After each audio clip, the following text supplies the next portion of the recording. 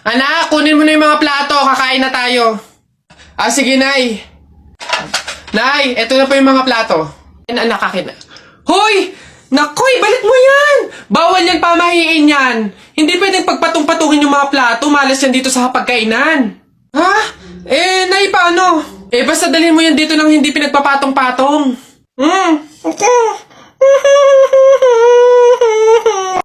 Hoy, Mark Jun, Alex, may tanong ako. Anong gagawin nyo kapag kayo na lang tao sa mundo? Dali-dali, basta sasakay ako sa mga Ferrari, sa helicopter, tsaka sa mga eroplano. Tapos okay lang kahit ibangga ako kasi wala na namang mga pulis eh.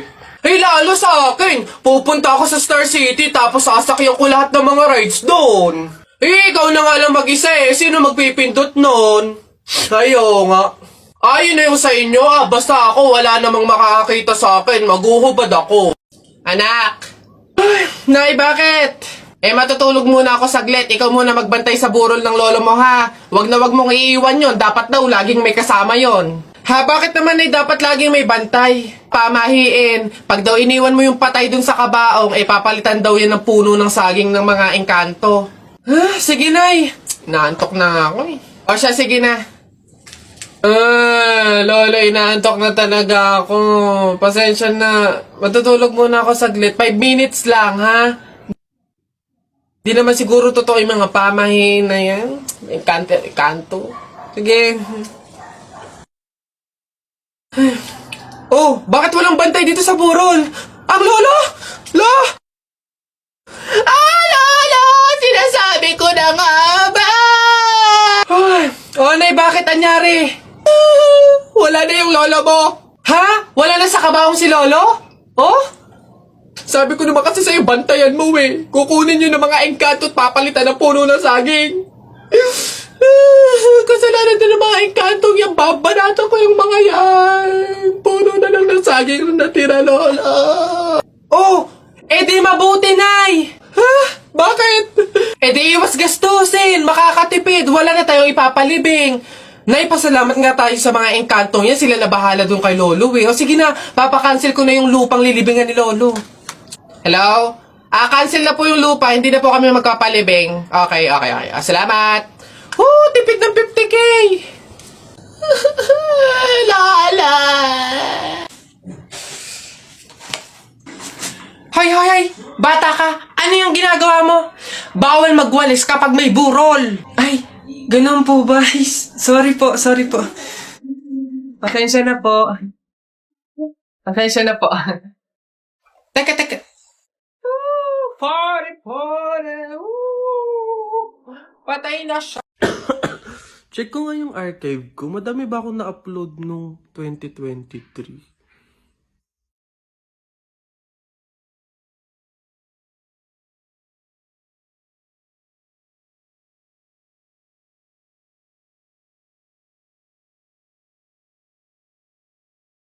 Happy birthday to you. Happy birthday to you. Happy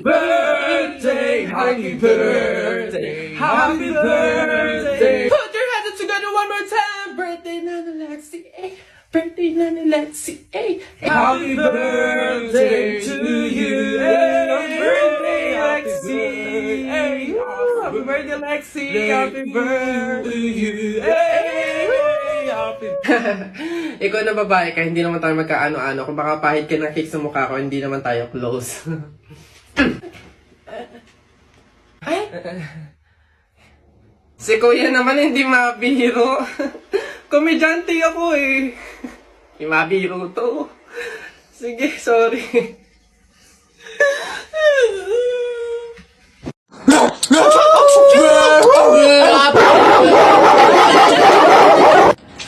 Wala na.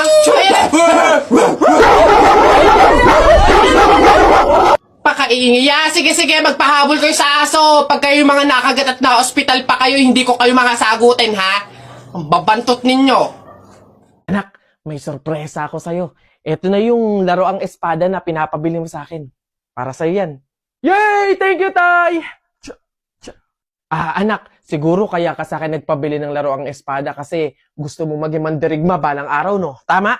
Oh, hindi po, Tay. Ako ay sangre. Magiging tagapagligtas ako ng Encantadia.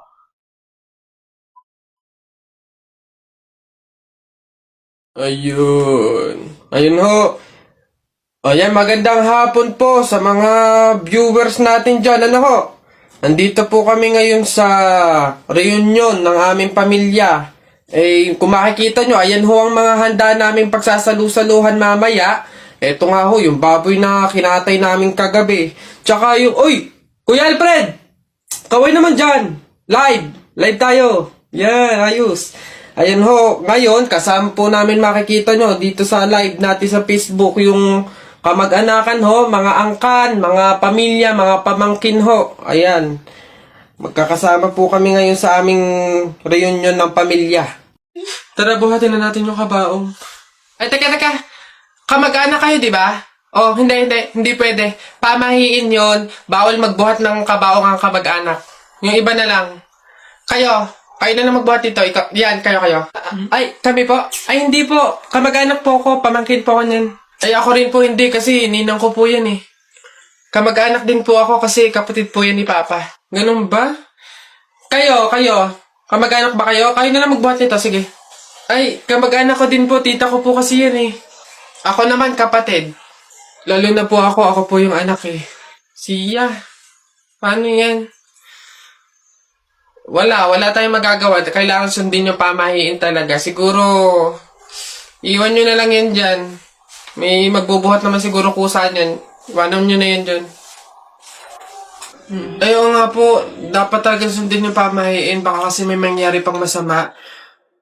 Sige po, iwan na lang po natin yan. Tara na. Bye, Nay. Bye, Tita.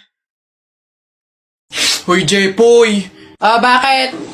Alam mo, sabi sa akin ni Christian kahapon, takting yun, niyayabang ka ata nun eh. Ikaw daw yung kumuha ng mga itlog ng manok, tapos pinagbabato mo daw, papayag ka nun, tapos sabi sa akin nung isang araw, ikaw daw yung nagsulat ng bototoy dun sa kotse ni Kuya Eman.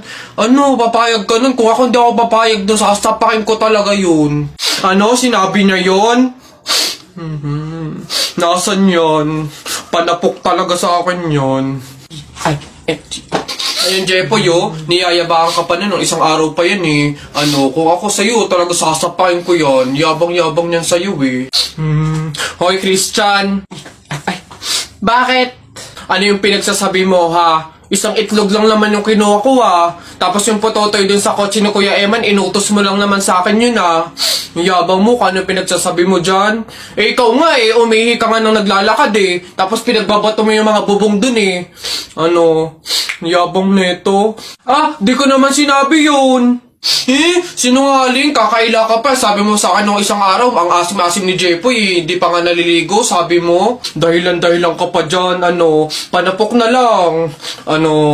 Hindi ko naman talaga sinabi yun. Ba't ayayabang nyo, porque dalawa kayo? Hindi ko naman talaga sinabi yun. Ang yayabang nyo, susumbong kayo.